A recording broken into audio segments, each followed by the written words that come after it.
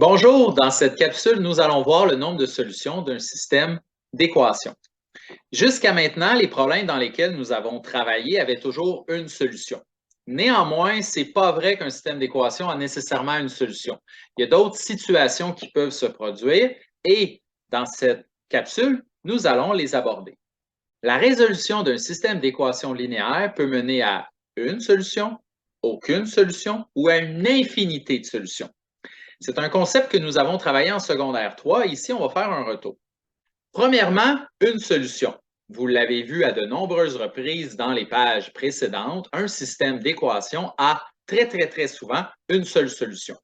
Cependant, il peut aussi y avoir aucune solution.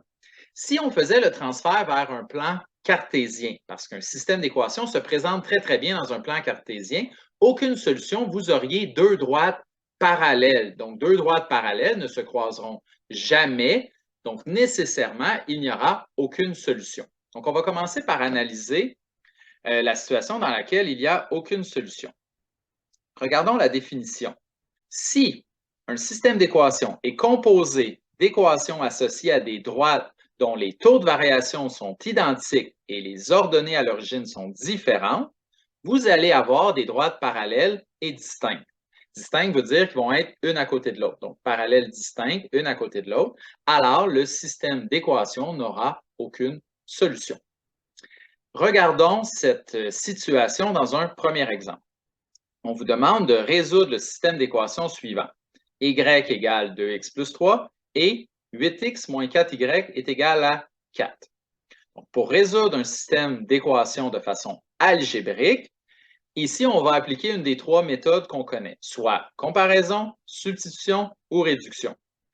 La méthode appropriée ici, qui va être le plus rapide, c'est la substitution, parce que le y est isolé à gauche, donc on va pouvoir aller le remplacer son équivalent algébrique dans la deuxième équation. Donc, la méthode choisie sera la substitution.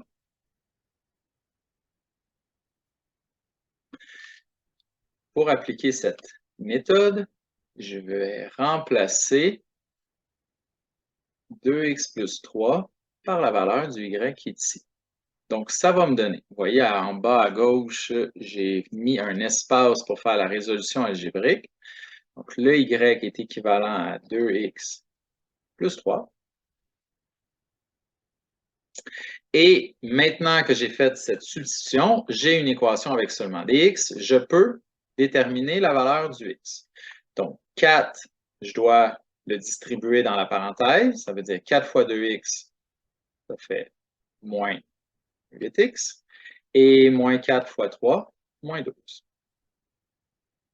Ligne suivante, 8x moins 8x. Bon, habituellement, on n'écrit rien parce que ça s'élimine. Ici, pour les biens de la cause, je vais écrire 0x. Vous allez comprendre bientôt pourquoi. Ensuite, moins 12. Le moins 12, on doit l'additionner pour le changer de côté. Donc, ça va me faire 0x. 4 plus 12, ça fait 16. Donc, ici, la question, pour terminer, on cherche 0 fois quelle valeur est équivalent à 16. Il n'y a aucune valeur possible de x. Vous voyez, je vous l'ai écrit juste en dessous. Aucune valeur de x ne peut rendre cette égalité vraie. 0 fois n'importe quelle valeur va toujours vous donner 0. Donc, il n'y a aucun x qui nous permet de rendre cette égalité vraie. Et s'il n'y a aucun x, il n'y aura pas de solution à ce système d'équations. Donc, lorsque cette situation se produit, il n'y a aucune solution. On peut aussi comprendre pourquoi il n'y a aucune solution en travaillant une représentation graphique de la situation, du système d'équations. Si on veut travailler une représentation graphique, on avait initialement un système d'équations. Y égale 2x plus 3. Ça, c'est assez facile d'aller faire la représentation graphique, puisque le taux de variation et la valeur initiale, l'ordonnée à l'origine, sont facilement identifiables. Donc, on a une valeur initiale ici à 3 et on a une fonction qui est croissante puisque son taux de variation est de 2. Pour la deuxième équation, là, on a une forme qui n'est pas très facile à représenter graphiquement. Ce que vous pouvez faire, c'est isoler le y, je l'ai déjà fait pour vous. pour trouver la forme dans laquelle on voit bien le taux de variation et la valeur initiale. Et à ce moment-là, on réalise que les taux de variation sont équivalents. Vous voyez, le taux de variation est 2 dans la première, le taux de variation est 2 dans la deuxième. La seule nuance, c'est que, comme je l'ai dit tantôt, la première a une valeur initiale à 3 et la deuxième a une valeur initiale à moins 1. Mais par la suite, puisque les taux de variation sont identiques, on va avoir des droites parallèles. On va dire que ces droites sont parallèles et distinctes. Donc, ça veut dire qu'elles sont une à côté de l'autre. Évidemment, ces droites ne se croiseront jamais. Donc, il n'y a aucune solution, aucun point de rencontre. Ces droites ne sont pas séquentes. Donc, c'est la raison pour laquelle, ici, aucune solution. C'est une autre façon de le réfléchir à l'aide d'une représentation graphique. On va aller voir le dernier cas possible, infinité de solutions. Nous avons une définition juste ici. Comment savoir si un système d'équations aura une infinité de solutions? Il doit être composé d'équations associées à des droites dont les taux de variation sont identiques et dont les ordonnées à l'origine sont identiques. Donc, à ce moment-là, on va avoir ce qu'on appelle des droites parallèles confondues.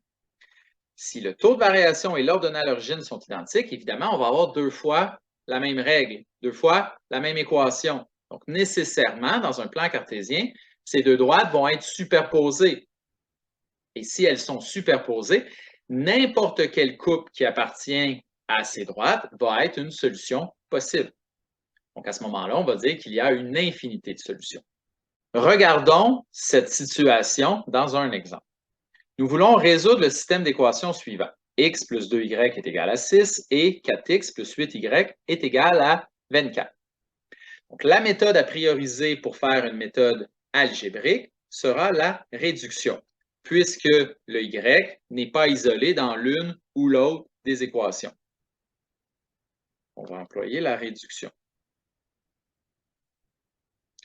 Donc, pour résoudre un système d'équations avec la réduction, on doit avoir des coefficients identiques au niveau des x ou des y, d'une des deux variables.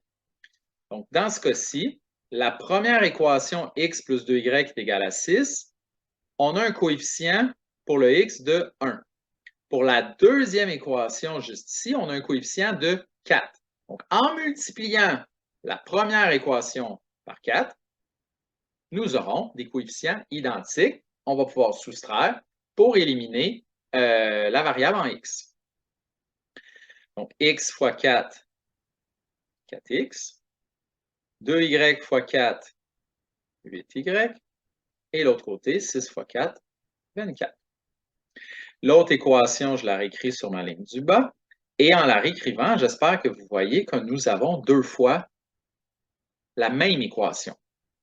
Parce que je l'ai dit un petit peu en introduction, pour avoir une infinité de solutions, nous devons avoir deux règles identiques pour que n'importe quelle valeur en x va donner le même résultat dans une ou dans l'autre, en y. Donc, si on ne s'en est pas rendu compte encore et qu'on continue, à ce moment-là, en faisant notre réduction, 4x moins 4x, j'obtiens 0x. 8y moins 8y, j'obtiens 0y. Et 24 moins 24, j'obtiens 0.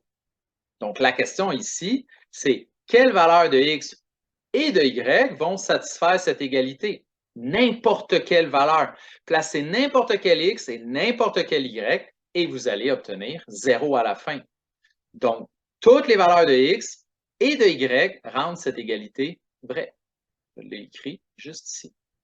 Donc, à ce moment-là, il va y avoir une infinité de solutions. Donc, ça va se produire lorsque vous allez avoir 0x plus 0y ou juste 0x ou juste 0y égale de l'autre côté 0 également. À ce moment-là, vous pouvez remplacer votre variable par n'importe quelle valeur et l'égalité va être vraie. Donc, il n'y a pas une solution, il y en a une infinité. Si on avait voulu réfléchir dans une représentation graphique, la meilleure façon serait, encore une fois, d'isoler le y pour mettre en évidence les taux de variation et les valeurs initiales, et on obtiendrait ceci. Donc, j'ai réécrit le système d'équations et j'ai isolé le y à chaque fois. J'observe que les taux de variation sont de moins 1/2 moins 1/2 et que les valeurs initiales sont à 3. Si nous regardons la représentation graphique, nous réalisons que pour n'importe quelle valeur de x, pour une ou l'autre des règles, nous obtiendrons nécessairement la même valeur en y. Donc, tous ces couples seront des solutions. Il va y en avoir une infinité. Donc, on peut conclure que si les droites sont parallèles et confondues, il y aura une infinité de solutions. En conclusion, soyez vigilants dans les prochaines pages. C'est possible que les systèmes d'équations qui vous seront présentés n'auront pas nécessairement une solution. Peut-être que dans certaines situations, vous allez avoir aucune solution et dans d'autres, une infinité de solutions. Voilà, je vous laisse travailler. Merci.